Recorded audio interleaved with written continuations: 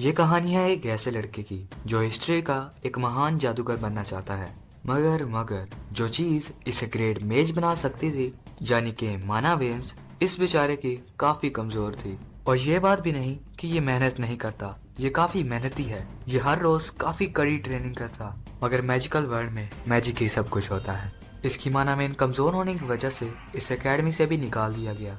मगर इसने फिर भी हिम्मत न हारी और एक थर्ड ग्रेड का मर्सनरी बना। मगर फिर भी इसे हर तरफ से नाउमीदी ही मिल रही थी, क्योंकि ये जिस जगह पर भी जाता उसे कोई काम पर रखने को राजी न था, क्योंकि ये पहले एक एरिस्टोक्रेट था। लेकिन एक दिन इसकी जिंदगी पूरी तरह से बदल गई, क्योंकि एक रिंग की वजह से ये एक ड्रैगन से जा मिला, जिसने इसे एक ड्रैगन मेज के तौर पर चुन लिया। मगर क्या इस ड्रैगन की वजह से यह पावरफुल हो पाता है? कहानी की शुरुआत होती है एक भीड़ भाड़ के इलाके से, जहाँ कोई चिल्लाकर कहता है, क्या तुम रसर रेमंड हो, रेमंड फैमिली से? और ये सब कुछ एक गार्ड कह रहा होता है, जो एक बार अपने हाथ में पकड़ी उस स्लिप को देखता है और फिर अपने सामने खड़े उस लड़के को, और फिर अपने मन में सोचने लगता है, क्या ये उसी फाउंडिंग फैमिली से है? और तभी हमें हमारे मेन कैरेक्टर को दिखाया जाता है, जिसका नाम रसर रेमंड है और ये एक एरिस्टोक्रेट है। वो गार्ड अपने मन में सोचने लगता है, अगर ये सच में रेमंड फैमिली से है तो फिर इसके कपड़ों के साथ क्या मसला है? अगर कोई भी इसे पहली नजर में देखे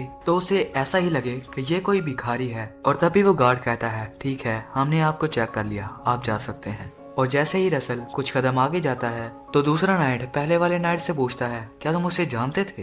तो पहले वाला गार्ड उसे बताता है कि हाँ, वो रसल रेमंड है, रेमंड फैमिली से, जिसे एक फाउंडिंग फैमिली माना जाता है। जिस पर दूसरे वाला गार्ड कहता है, अगर ये सच में फाउंडिंग फैमिली से है तो इसके कपड़ों के साथ क्या मसला है? मगर बेशक उसके कपड़े बहुत गंदे हैं, लेकिन इसकी ड्रेसिंग को देखकर ऐसा लगता है कि ये एक एरिस्टोक्रेट है। मुझे लगता है कि फाउंडिंग फैमिली भी इतनी कोई कमाल की फैमिली नहीं होती। जिस पर पहला गार्ड उसे बताने लगता है, मैंने सुना था कि व्हाइट टावर मर्सनरीज को ढूंढ रहा है, शायद ये इसीलिए यहाँ पर आया हो, और ये कोई बड़ी शख्सियत नहीं है। और काफी हैरानी की बात है कि इस जैसा एक एरिस्टोक्रेट किसी मर्सनरी का काम कैसे कर सकता है। यकीनन ये अपनी फैमिली पे कलंक होगा।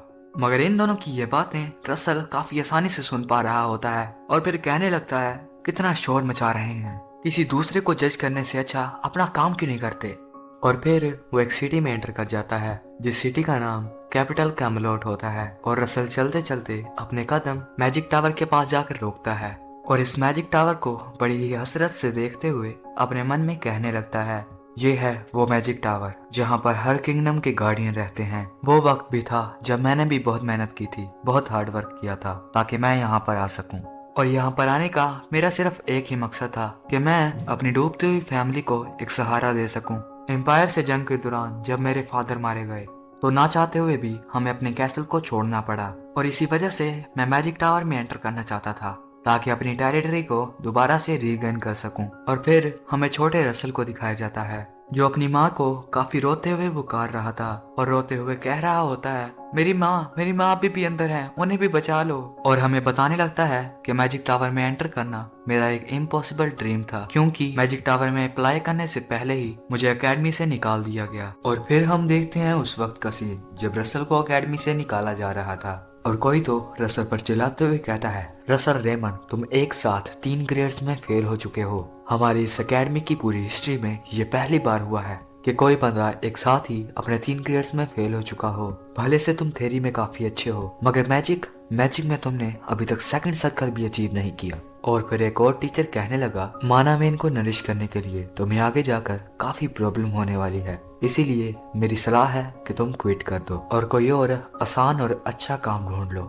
मगर इन टीचर्स की ये बातें रसल को काफी डिस्करेज कर रही थी और अपने मन में सोचने लगता है, माना वेन नरोइंग, मैं एक काफी कमजोर माना वेन के साथ पैदा हुआ हूँ, जिसकी वजह से मैं एक सर्टेन अमाउंट में ही माना स्टोर कर सकता हूँ और एक सर्टेन अमाउंट में ही उसे रिलीज भी कर सकता हूँ। और माना वेन का कमजोर होना किसी जादूगर के लिए काफी बड़ी सजा है। सीन प्रेजेंट में आता है। रसल अपने मन में सोचता है कि खैर, मेरे मर्सनरी के करियर में मेरे पास एक ऐसा मौका भी आया था जिसकी वजह से मैं ब्रेक थ्रू करके एक सेकंड सर्कल का मेज बन गया, लेकिन फिर भी मुझे एक थर्ड ग्रेड का मेज बनना चाहता है। रसल अपने मन में ये सब कुछ सोच ही रहा था कि उसी वक्त एक डोर ओपन होता है जिसमें से एक पर्सन बाहर आता है और वो आदमी चिल्लाते हुए सबको कहने लगता है आज की टेम्परेरी जॉब के लिए जितने लोगों की भी जरूरत थी उन्हें चुन लिया गया है, तो बाकी के जितने भी लोग हैं वो यहाँ से जा सकते हैं। और उस पर्सन की ये बात सुनकर रसल के साथ वाले जो मर्सनरी होते हैं उनमें से एक चिल्लाने लगता है हम पूरे आधे दिन से यहाँ पर वेट कर रहे हैं कि हमें कोई काम दिया जाएगा, लेकिन हमें ये सिला दिया जा रहा है। जिस पर उसके साथ वाला बंदा कहता है बेगर्स को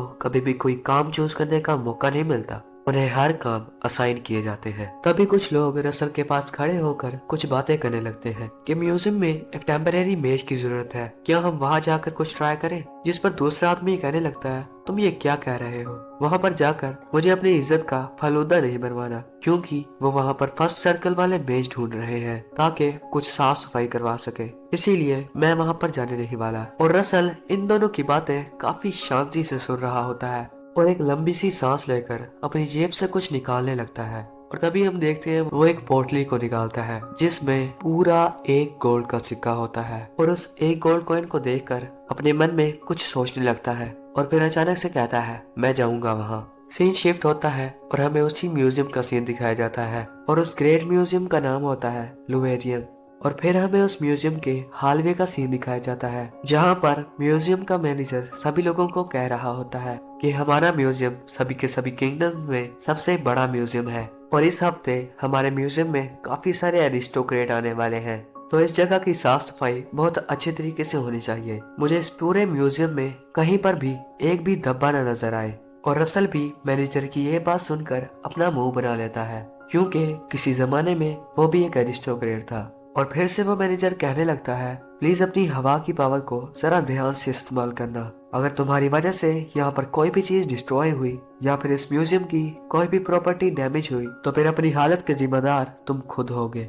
और ये सब कुछ वो एक डरावनी सी शक्ल बनाकर कह रहा था, जिस पर रसल अपने मन में सोचने लगता है ये ऐसे में ही इतना ड्रामा कर रहा है, जितने भी आइटम यहाँ पर रखे हुए हैं वो सारे के सारे फेक हैं। और ये बातें करते हुए वो सभी लोग आगे बढ़ ही रहे होते हैं, मगर एक पॉइंट पर आकर रसल को कुछ फील होता है और एक डोर के सामने खड़ा हो जाता है जिस डोर के ऊपर लिखा होता है फैंटास्टिकल स्पीशीज रूम, जिसे पढ़कर रसल कहता है क्या ये क्या चीज है। रसल ये सब कुछ सोच ही रहा होता है मगर उसी वक्त उसकी जेब में कुछ हलचल होती है। रसल अपनी जेब में हाथ डालते हुए सोच रहा होता है आखिर अचानक से ये वाइब्रेशन कहाँ से शुरू हो गई। और रसल ने अपनी जेब से एक अंगूठी निकाल ली होती है जो कि काफी मिस्टीरियस लग रही थी क्योंकि उस अंगूठी में एक आंख बनी हुई थी। रसल उस रिंग को देखकर सोच रहा होता है ये तो मेरी मदर की रिंग है, ये इतनी वाइब्रेट क्यों हो रही है। और फिर से उसे कुछ महसूस होने लगता है जैसे कोई चीज उसे अपनी तरफ बुला रही हो। और फिर काफी देर तक उसी डोर को देखता रहता है और उसे देखकर अपने मन में कुछ सोचने लगता है और फिर उस डोर को खोल के उसके अंदर जाने लगता है और फिर अपने मन में कह रहा होता है उस वक्त मेरे साथ पता नहीं क्या हुआ, मेरे पैर खुद ब खुद ही अंदर जाने लगे। ऐसा लग रहा था जैसे कि मेरी बॉडी मेरे कंट्रोल में नहीं है या फिर ये मेरी किस्मत थी जो मुझे अपनी तरफ बुला रही थी। और वो मैनेजर अपने इर्द गिर्द रसल को ना देखकर जोर जोर से चिल्लाने लगता है तुम्हारे साथ जो साथी था वो कहाँ पर गया, हाँ वही रसल रेमंड, वो कहाँ पर गया। और जोर जोर से रसल को पुकारने लगता है और फिर से हमें रसल को दिखाया जाता है जो कि एक ड्रैगन के कंकाल के सामने खड़ा होता है और अभी भी उसके हाथ में वो रिंग होती है और अपने मन में सोच रहा होता है कि जैसे ही मैं इस कमरे में एंटर हुआ हूँ इसकी वाइब्रेशन और भी ज्यादा स्ट्रॉन्ग हो गई है। और उस रिंग को घूरते हुए अपने मन में सोच रहा होता है क्या ये रिंग मुझे कुछ बताना चाहती है, क्या मेरी माँ मुझे कुछ कहना चाहती है, प्लीज मदर मुझे कुछ बताओ। और रसल ये सब कुछ सोचते हुए अपनी आंखें बंद कर लेता है और उस वक्त को याद करने लगता है जब वो पहली बार अपनी माँ के साथ इस जगह पर आया था। उस वक्त रसल काफी ज्यादा खुश था क्योंकि वो अपनी माँ के साथ इस जगह पर आया था,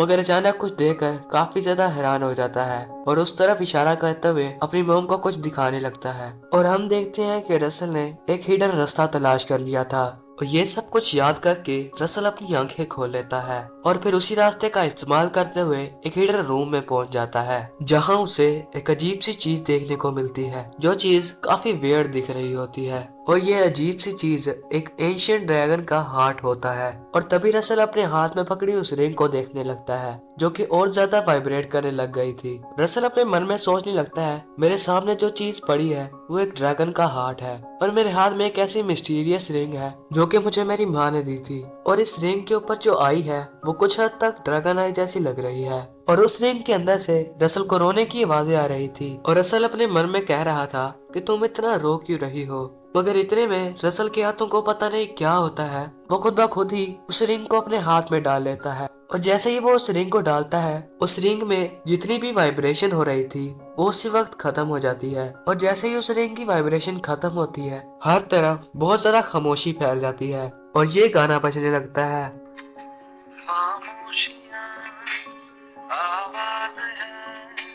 कैसा लगा मेरा मजाक?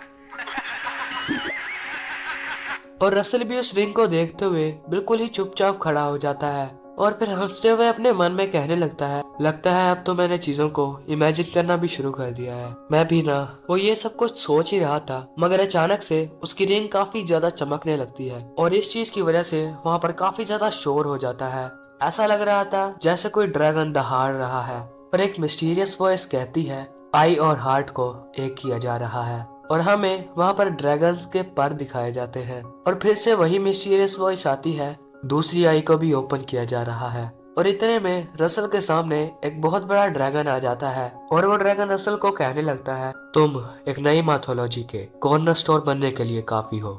मैं तुम्हें इस ग्रेट माइथोलॉजी के लिए एक और मौका देता हूँ। और रसल ये सब कुछ सुनकर काफी ज्यादा हैरान हुआ पड़ा होता है और उसे इस ड्रैगन की कुछ बात भी समझ नहीं आ रही होती। और फिर नरेटर बताने लगता है और फिर मुझे रियलाइज हुआ इस दुनिया को घुमाने वाले पहिए में एक दरार आ चुकी है और लंबे समय से जिस किस्मत का इंतजार था उसे शुरू किया जा रहा है। और फिर एक विंडो पॉपअप होती है जिसमें लिखा होता है डिवाइन ड्रैगन किंग की आंखें इस दुनिया की इंफॉर्मेशन को चेक कर रही है। और फिर एक और विंडो पॉपअप होती है जिसमें लिखा होता है रसल रेमंड की सिस्टम विंडो को एक्टिवेट किया जा रहा है।